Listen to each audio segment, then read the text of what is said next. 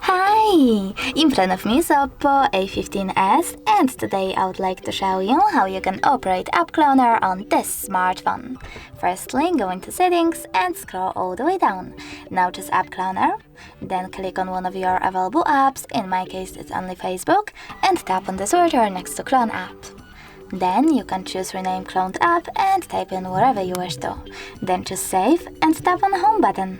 So now when I try to locate Facebook, I can see that my app was successfully cloned. Thanks so much for watching. If you enjoyed this video, don't forget to leave a like, comment and subscribe. Bye!